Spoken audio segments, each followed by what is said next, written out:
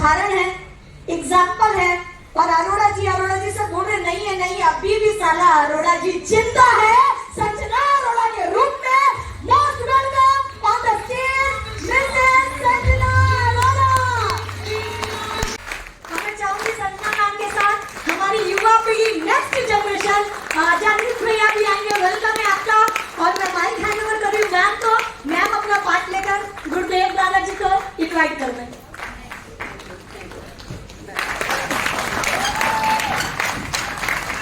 जय आसिया, जोश है, जुनून है, कुछ करना चाहते हैं, अपने बच्चों के लिए कुछ जीना चाहते हो, कुछ करना चाहते हो, लेकिन मुझे नहीं लगता। क्यों? मुझे नहीं लगता। कितने सभी लीडर आपको बोल के गए हैं, रोजी अचीवर, टेक्निकल, अमराज, स्टार अमराज, रूबी, सभी बोल के गए हैं, लेकिन आपको कुछ समझ नहीं आई है। किसको आया? हाथ खड़ा करेंगे? सभी के हाथ खड़े नहीं है।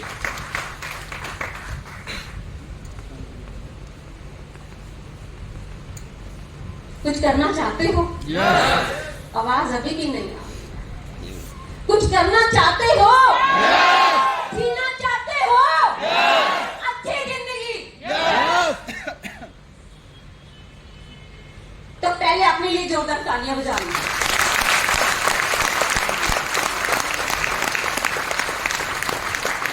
बाबा जी हमेशा बोलते हैं कि हाथ आगे करो, करो हाथ सभी आगे, और अपनी पीठ थपथपाओ। बोलो शाबाश, शाबाश, बोलो शाबाश, शाबाश। जो इंसान खुद को शाबाशी नहीं दे सकता तो वो क्या जिंदगी जिएगा और क्या अपने बच्चों को जिंदगी देगा? Yes yes.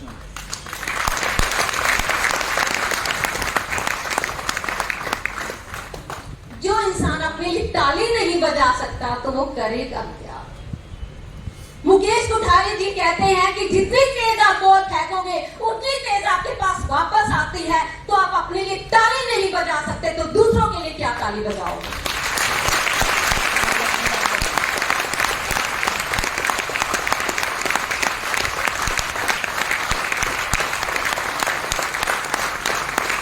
आज मुझे इतनी खुशी हो रही है, आज मुझे इतनी खुशी हो रही है कि कितने टाइम बाद मैं अपने पापा जी से मिल रही हूँ। इतना मुझे वो नहीं हो रहा था कि मैं बोल पाऊंगी, लेकिन पापा जी ने आते ही पीठ पे ऐसा थापड़ा मारा कि कहते हैं कि बेटा मैं तेरे साथ हूं।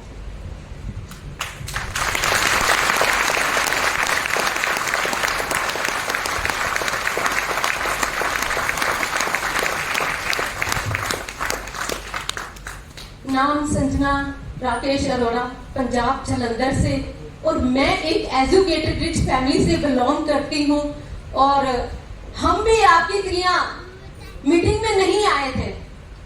हम लुधियाना में पहले रहते थे और हमारी जिंदगी में जिन्होंने ये आरसीएम दिया उनका नाम, वो शख्सियत मिस्टर प्रेम बंसल जी थे। हमने भी बहुत से पापड़ बेले थे, हस्बैंड वाइफ ने बहुत से पापड़ बेले। कहते हैं ना कि पापड़ कोई नहीं बेलता तो उसकी जिंदगी भी सफल नहीं होती। जितने भी यहाँ पे सभी बैठे ना, जितने भी बैठे हैं, सभी ने कोई ना कोई पापड़ जरूर बेले हैं। आज वो तब कामयाब हुए हैं। और पहली पीढ़ी को तो जरूर मरना ही पड़ता है अपने बच्चों के लिए, अपनी जिंदगी के लिए। वो इतना सब कुछ करके जाते हैं कि आने वाले बच्चों के लिए, आने वाली पीढ़ी उनकी बैठ के खाती है। ऐसे ही हमने किया। हम लुधियाना में रहते थे, हमारे घर पे मिस्टर प्रेम बंसल जी आए और वो कुछ प्रोडक्ट गिने चुने लेके आए थे और ये बताने लगे प्लान। तो हमारे हस्बैंड मिस्टर राकेश अरोड़ा जी बोले कि मेरे पास टाइम नहीं है, मेरे पास टाइम नहीं है। आप अगर मुझे प्लान सिखाना चाहते हो, ये कुछ दिखाना चाहते हो, ऐसी कंपनियां आई और बहुत सी चली गई, लेकिन मेरा टाइम मत खराब करो। अगर आपने मेरे को बताना है तो मैं 1 मिनट का 100 रुपये लूंगा,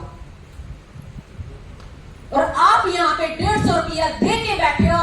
हमने प्लान सीखने के लिए 1 मिनट का 100 रुपया लिया था। जब उन्होंने अपना प्लान पूरा किया, 3-4 प्रोडक्ट थे तो मैंने यूज किया। मैं भी एक बारी में यूज नहीं कर पाई थी क्योंकि मैं मानी नहीं थी।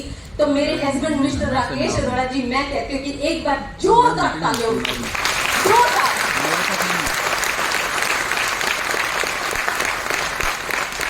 उन्होंने मेरे को कहा कि ये साबुन है, ये पेस्ट है, ये तेल है, ये शैम्पू है, आप मुझे यूज करके बताओ, आपको नॉलेज है प्रोडक्टों की, मुझे आप प्लीज हरी झंडी दे दो, मुझे बताओ, मुझे कुछ नहीं पता इसके बारे में। वो प्लान दे के गए हैं, वो कुछ बता के गए हैं मुझे, लेकिन समझ नहीं आई है। लेकिन मुझे प्रोडक्टों की समझ आ रही है, आप मुझे प्रोडक्टों को यूज करके बता दो। तो मैंने भी आनाकानी कर दी।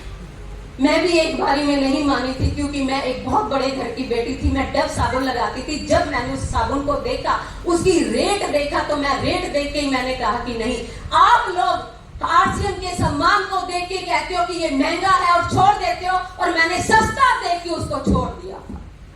मैंने कहा नहीं, ये साबुन सस्ता, ये बेकार होएगा, मैं नहीं यूज करूंगी, मेरी बॉडी खराब हो जाएगी, मैं नहीं यूज करूंगी। तो मेरे हस्बैंड ने बहुत बारी मेरे को कहा कि प्लीज आप करके दिखाओ इसको, बताओ मेरे को कि ये है क्या सिस्टम है। तो मैंने फिर उनकी बात मानी और मैंने साबुन यूज किया, पेस्ट यूज किया, तेल शैम्पू यूज किया। तो मैंने कहा ये है तो बहुत अच्छा, लेकिन क्या एक ही बारी में आप किसी चीज का रिजल्ट ले सकते हो? नो। आवाज नहीं आई। नो। जोश और जुनून रहना चाहिए, ठंडे नहीं रहना चाहिए। सुनो भी और लेकिन जोश में भी रहो। क्या हम एक ही बारी में रिजल्ट ले सकते हैं किसी चीज का? नहीं ना। तो ऐसे ही मैंने भी उस साबुन को यूज किया 2 घंटे 3 घंटे तक मैंने नहीं बताया। मेरे हस्बैंड राकेश अरोड़ा जी मेरे को पूछते रहे कि इसका रिजल्ट बताओ, लेकिन मैंने 4-5 घंटे बाद उनको बताया, सुन के बताया, उसका सारा प्रैक्टिकल एक्सपीरियंस करके बताया कि ये साबुन आपका बहुत अच्छा है। वो नाचने लगे, उनका मतलब कि जोश और जुनून मैं कह नहीं सकती, वो बल्ले बल्ले करने लगे, वाह क्या बात है, मेरा एक प्रोडक्ट पास हो गया। फिर मैंने पेस्ट यूज किया, तेल शैम्पू यूज किया। तो मैंने कहा ये सारे प्रोडक्ट बहुत अच्छे हैं, लेकिन ये है क्या माजरा? कहते वो जो भाई साहब आए थे ना, वो कह रहे थे कि ये आपके शरीर को ठीक करेगा। मैंने कहा ये क्या बात कर रहे हो आप? कभी भी साबुन पेस्ट तेल लगा के आप अपनी बॉडी को कभी ठीक किया? किया कभी? नहीं ना। तो मुझे भी बर्दाश्त नहीं हुआ। मैंने भी एक कान से सुना, दूसरे कान से निकाल दिया। फिर बोले कि ये इसको करने से, लोगों को बताने से, खाने से पैसा भी आता है। मैंने कहा अब तो बिल्कुल ही बेकार की बात कर रहे हो आप। हमने कितने लालाओं की दुकानें खाली कर दी हैं, आटा खाया, तेल खाया, क्या आज तक हमारे को एक पैसा भी आया? आया? तो कैसे हजम होगी? मानेगा क्या मेरा दिमाग? नहीं मानेगा। लेकिन पहले मैं प्रोडक्टों को देख के मान गई थी कि हाँ ये रेट में भी कम है, क्वालिटी में भी दम है। तो संजना तुझे यूज करने में क्या गम है?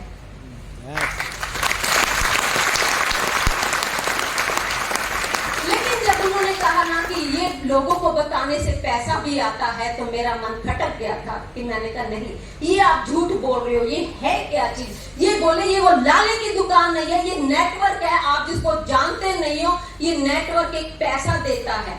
फिर उन्होंने मेरे को समझाया, बताया। मैंने सभी प्रोडक्टों को, अब तो ब्यूटी के प्रोडक्ट है, गामा ओरिजिनल है, न्यूट्रिशन है, पता नहीं इतने प्रोडक्ट और अच्छे नंबर 1 के प्रोडक्ट आ गए हैं। लेकिन पहले ये प्रोडक्ट जब हमने इसमें एंट्री की थी तो तभी ये प्रोडक्ट कोई भी नहीं था, सिर्फ ग्रोसरी के गिने चुने प्रोडक्ट होते थे। अब तो इतने पिकअप सेंटर वंडर वर्ल्ड तक है जिसमें करोड़ों रुपया लगा हुआ है। पहले तो हम लुधियाना से जलंधर आते थे, बोरों में से सामान निकाल के और जलंधर लेके जाते थे और लोगों को देते थे।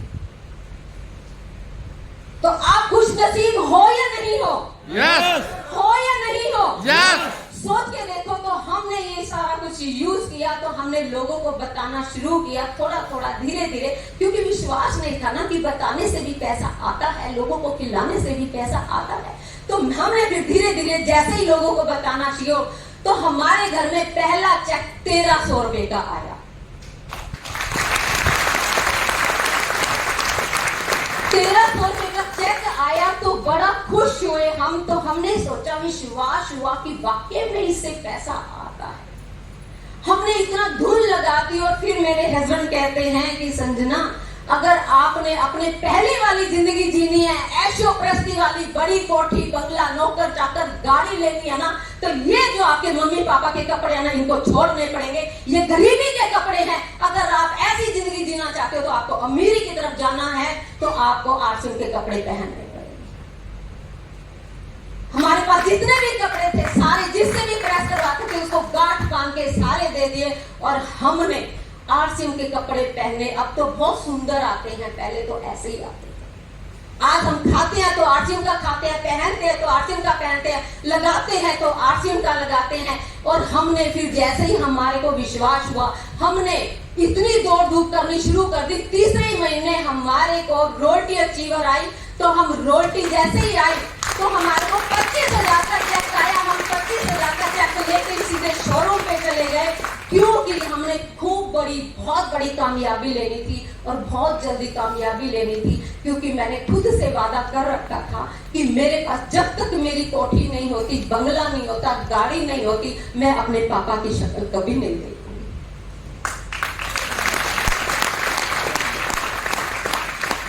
जैसे ही हम शोरूम में गए, हम ऑटो गाड़ी लेके आए, उसको गुड मॉर्निंग से लेके गुड नाइट तक चारों तरफ उसको पोस्टर से भर दिया, भर के और हम भीलवाड़ा राजस्थान चले गए और टीसी सर को दिखाया और उन्होंने वीडियो बनाई और हमने अपने कपड़ों पे भी लिखवाया, मेरी साड़ी पे लिखा हुआ और अरोड़ा जी के कोट पैंट पे लिखा हुआ आरसीएम बिजनेस, आरसीएम बिजनेस। हमने लाइटों वाला कोट पैंट भी डाला और पापा जी के साथ डांस भी किया था एनिवर्सरी पे, और मेरी पीठ पे इतने मोटे छाले भी हो गए थे। और ये कहते हैं ना कि कुछ पाने के लिए कुछ खोना पड़ता, लेकिन इसमें कुछ खोना नहीं पड़ता, मिलता ही मिलता है।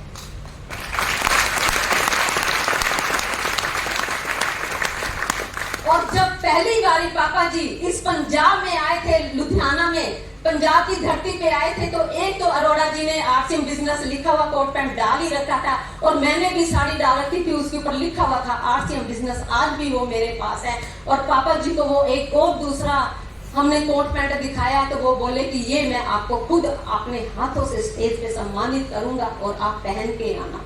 पापा जी को याद हो।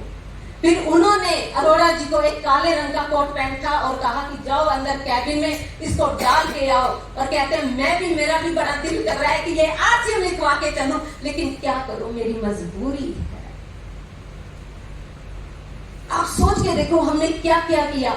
और हमने ठान लिया, समझ लिया था कि हमने एक साल के अंदर इसमें से लाख रुपया कमाना है। तो हम लोगों के घर घर, ना हमने आंधी देखी, ना तूफान देखी, ना रात देखी, ना सुबह देखी, ना गर्मी ना सर्दी, हमने लोगों के घरों में जाना शुरू कर दिया। लोगों के घरों में 100 रुपए की एक थैली बना के लोगों के घरों में देना शुरू कर दिया। लोग खा के देखो, खा के देखो, खा के देखो, नहीं अच्छा लगे तो हमें वापस दे देना। ऐसे ही लोगों के घरों में फेंक के आने लगे। और हम जब लोगों को कहने लगे ना कि ये साबुन तेल बेच के हमने 1 लाख रुपया साल के अंदर कमाना है, तो लोग, अरोड़ा जी के खुद ब्रदर मुंह सूंघने लगे ऐसे करके, अरे भाई तू पी के तू नहीं आ गया सवेरे सवेरे। खुद के उनके बड़े भाई कहने लगे तू पी के आ गया है, तू बहकी बहकी बातें कर रहा है। तो हमने कहा हम ये करके दिखाएंगे। साल भी नहीं हुआ था, हमने 9वें महीने 1,12,000 रुपए का चेक लिया।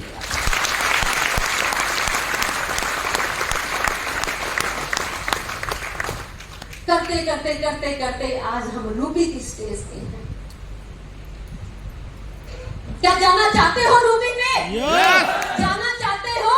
yes! कौन कौन जाना चाहता है? yes! सभी जाना चाहते हो? yes! तो आरसीएम को अपना लो ना। आरसीएम को करना नहीं पड़ता, आरसीएम को जीना पड़ता है। हमने आरसीएम को किया नहीं था, हमने आरसीएम को जिया है, पल पल जिया है हमने। और आज हमारे बीच में कहते हैं ना कि वो खुद खुदा इंसान का रूप लेके उस धरती पर, इस पंजाब की धरती पर आ गए हैं और इस धरती को पवित्र कर दिया है। और वो है हमारे मिस्टर भागचंद छाबड़ा जी। रब ने उनका नाम भी देखो क्या रखा है, भागचंद छाबड़ा जी। भाग्य को चेंज करने वाले। करवाना चाहते हो अपना भाग्य चेंज? Yes. करवाना चाहते हो? Yes. इतनी ऐसी आवाजों में वो नहीं करते हैं। उन्होंने ठान लिया था कि मैं 1 करोड़ लोगों को कोट पैंट पहनाऊंगा, तो उन्होंने 1 करोड़ लोगों को कोट पैंट पहनाया।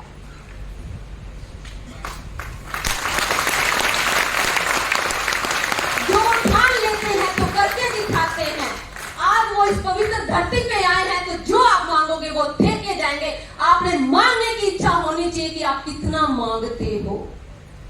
और मैं नेक्स्ट जनरेशन, इसने भी बहुत से काम किए हैं, बहुत से कोर्स किए हैं, लेकिन बस जब अब चलने की बारी आई तो खुदा ने अपने हाथ खड़े कर दिए। लाचार हो गए, मजबूर हो गए। आज हम ठीक है, हमारे को बहुत कमी महसूस होती है अरोड़ा जी की, बहुत कमी महसूस होती है, लेकिन जो आज वो पेड़ लगा के गए हैं शायद ही कोई लगा पाएगा।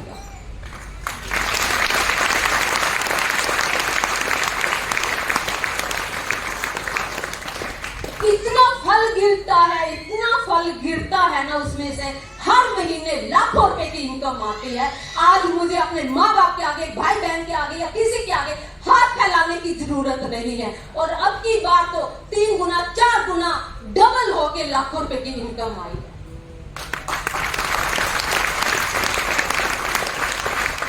क्या आप लेना चाहते हैं? Yes. क्या आप लेना चाहते हैं? Yes. आप पापा जी की बातों को बड़े ध्यान से सुनना। आप डायरी पेन लेके आए हो तो उनको नोट करना। कुछ नहीं भी समझ आता तो आप उनको लास्ट में गले लगा के जाना, देखना आपको सब कुछ मिल जाएगा। और अब मैं अपने बेटे जनहित अरोड़ा को ये माइक हैंडओवर करने जा रही हूँ, और मैं चाहती हूँ कि 5 मिनट वो भी बोले कि वो अब अपनी जिंदगी कैसे जीना चाहता है। और उसने कह दिया है कि मम्मी आप टेंशन ना लो, मैं आपके साथ हूँ। जहां आप कहोगे मैं आपके साथ कदम से कदम मिला के चलूंगा। कोई बात नहीं, पापा नहीं है तो हम तो है ना। तो मैं फख्र करती हूँ और मुझे जरूर है अपने पति पर कि उन्होंने ये पेड़ लगाए और आज हम बैठ के खा रहे हैं। जनहित अरोड़ा।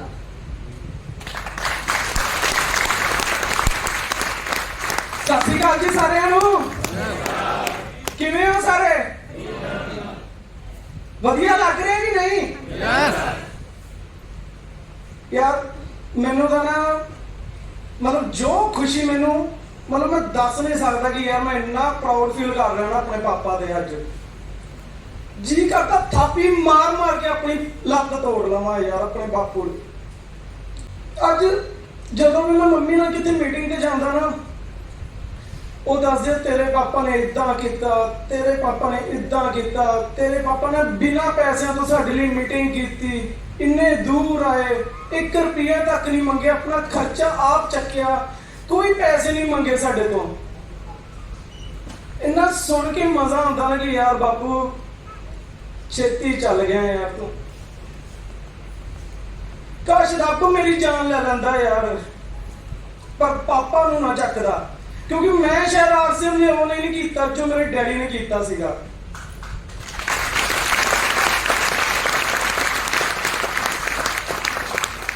ਜਦੋਂ ਸੁਣਨ ਨੂੰ ਮਿਲਦਾ ਨਾ ਕਿ ਯਾਰ ਉਹੀ ਇਦਾਂ ਦੇ ਬੰਦੇ ਸੀਗੇ ਲਾਸਟ ਜਦੋਂ ਧਰਨਾ ਲੱਗਾ ਸੀਗਾ ਆਰਸੀਐਮ ਦਾ, ਉਹ ਲਾਸਟ 'ਚ ਉੱਠੇ ਸੀਗੇ ਜਦ ਤੱਕ ਡੀਸੀ ਸਰ ਆਪਣੀ ਚੇਅਰ ਤੇ ਨਹੀਂ ਬਹਿ ਗਏ ਸੀਗੇ। ਮਜ਼ਾ ਆਉਂਦਾ ਯਾਰ ਸੁਣ ਕੇ। ਮੈਂ ਪ੍ਰਾਊਡ ਫੀਲ ਕਰਦਾ ਕਿ ਮੇਰੇ ਇਦਾਂ ਦੇ ਮਾਪਿਓ ਹੈਗੇ ਆ। ਤੇ ਜਦੋਂ ਹੁਣ ਘਰੇ ਬੈਠੇ ਬੈਠੇ ਇਦਾਂ ਦੀ ਇਨਕਮ ਆਉਂਦੀ ਹੈ ਨਾ, ਤੇ ਇੱਕ ਸਿਕਿਉਰਿਟੀ ਫੀਲ ਹੁੰਦੀ ਕਿ ਯਾਰ ਪਾਪਾ, ਇੱਕ ਨਾ ਪਾਪਾ ਡਾਇਲੌਗ ਬੋਲਦੇ ਸੀ, ਮੈਂ ਬੋਲ ਕੇ ਦੱਸਾਂ, ਪਾਪਾ ਦੀ ਐਕਟਿੰਗ ਕਰਕੇ ਦੱਸਦਾ ਤੁਹਾਨੂੰ। साला ये आरसीएम वो देती है जो कोई और इंडस्ट्री नहीं दे सकती। ये ताजमहल जैसी जिंदगी और ताजमहल जैसी मौत देती है।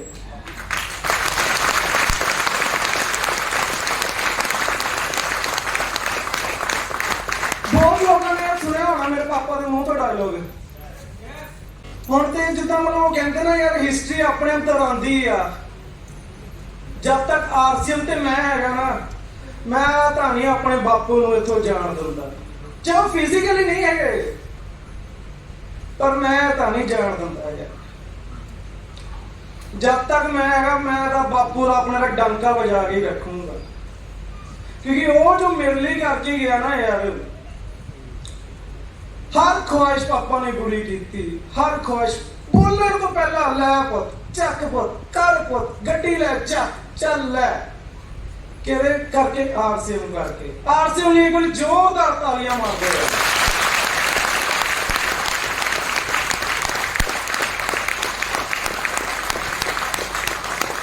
ਚੀਕਾਂ ਕਢਾ ਲਿੱਤੀਆਂ ਸੀ ਬਾਪੂ ਨੇ ਮੇਰੇ ਆਉਂਦੇ ਨਾਲ ਹੀ ਆਰਸੀਐਮ ਚ, ਚੀਕਾਂ। ਹੁਣ ਮੈਂ ਵੀ ਇਹੀ ਚੀਕਾਂ ਹੀ ਕਢਾਉਣੀਆਂ ਆਰਸੀਐਮ ਚ ਆ ਕੇ। ਜਦ ਤੱਕ ਤਾਰੀ ਵੱਜਣੀ ਰੁਕਣੀ ਨਹੀਂ ਨਾ, ਤਦ ਤੱਕ ਇਦਾਂ ਦਾ ਕੰਮ ਕਰੀ ਜਾਣਾ ਕਿ ਬਾਪੂ ਨੂੰ ਉੱਥੇ ਬਹਿ ਕੇ ਫਕਰ ਹੋਵੇ, ਲੈ ਬਈ ਆ ਚੱਕੀ ਜਾਂਦਾ ਥੱਲੇ ਕੰਮ ਮੇਰੇ ਆ ਬਈ।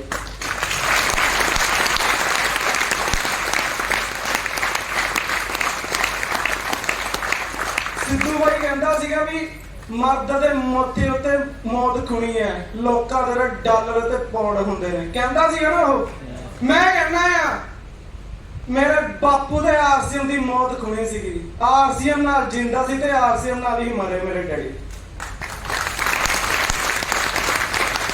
ਮੈਂ ਡੈਡੀ ਨੂੰ ਕਹਿੰਦਾ ਸੀਗਾ ਲੋਕਡਾਊਨ 'ਚ, ਮੈਂ ਕਿਹਾ ਡੈਡੀ ਸ਼ਾਇਦ ਆਪਾਂ ਨੂੰ ਨਾ ਆਰਸੀਐਮ ਛੱਡਣੀ ਪੈਣੀ, ਕੁਛ ਹੋਰ ਕਰ ਲੈਂਦੇ ਆ। ਡੈਡੀ ਕਹਿੰਦੇ ਯਾਰ ਤੂੰ ਦੇਖੀ ਜਾਈਂ, ਲਾਈਨਾਂ ਲੱਗ ਕੇ ਨਾ ਅਜੇ ਇਹਨਾਂ ਨੇ ਸਮਾਨ ਲੈਣਾ ਆ। ਉਹ ਮੈਂ ਕਿਹਾ ਡੈਡੀ ਇਦਾਂ ਨਹੀਂ ਹੁੰਦਾ, ਲੋਕੀ ਹੈ ਨਹੀਂ ਇਦਾਂ ਦੇ। ਉਦੋਂ ਪਤਾ ਲੱਗਾ ਜਦੋਂ ਮੁਕੇਸ਼ ਜੀ ਦਾ ਫੋਨ ਆਇਆ, ਕਹਿੰਦੇ ਯਾਰ ਇੱਕ ਨਮਕ ਵੀ ਨਹੀਂ ਹੈਗਾ, ਤੁਸੀਂ ਇਦਾਂ ਹੀ ਕੱਟ ਲਓ ਜਿੱਦਾਂ ਕੱਟ ਹੁੰਦਾ। ਉਦੋਂ ਪਤਾ ਲੱਗਾ ਯਾਰ ਆਰਸੀਐਮ ਦੀ ਪਾਵਰ ਤਾਂ ਬਹੁਤ ਹੈਗੀ ਆ, ਪਰ ਕੋਈ ਅਜੇ ਪਛਾਣਦਾ ਨਹੀਂ ਪਿਆ। ਤੇ ਬਸ ਮੈਂ ਇਹੀ ਕਹੂੰਗਾ ਯਾਰ, ਜਿੱਦਾਂ ਅੱਜ ਮੇਰੇ ਫਾਦਰ ਦਾ ਡੰਕਾ ਵੱਜਦਾ ਪਿਆ ਨਾ, ਜਿੱਦਾਂ ਅੰਕਲ ਜੀ ਨੇ ਬੋਲਿਆ, ਮਤਲਬ ਯਾਰ ਇੰਨੇ ਬਜ਼ੁਰਗ ਹੋ ਗਏ, ਉਹਨਾਂ ਦੀ ਅੱਖਾਂ 'ਚ ਪਾਣੀ ਨਿਕਲਦਾ, ਮੇਰੇ ਤਾਂ ਮੈਂ ਸੀਨਾ ਹੀ ਪਾਟ ਗਿਆ ਸੀਗਾ ਯਾਰ। ਹੁਣ ਜਦੋਂ ਮੰਮੀ ਨਾਲ ਜਾਣਾ ਤਾਂ ਖੁਸ਼ੀ ਹੁੰਦੀ ਹੈ। ਮੈਂ ਕਹਿੰਦਾ ਪਹਾੜ 'ਚ ਗਈਆਂ ਯਾਰ, ਇਹਨੇ ਲੱਖਾਂ ਕਰੋੜਾਂ ਰੁਪਏ ਖਰਚ ਦਿੱਤੇ ਡਿਗਰੀ ਲਈ, ਸਿੱਟੋ ਇਹਨੂੰ ਪਾੜ ਗਈ, ਹੁਣ ਤਾਂ ਕਰਨੀ ਤੇ ਆਰਸੀਐਮ ਹੀ ਕਰਨੀ ਹੈ।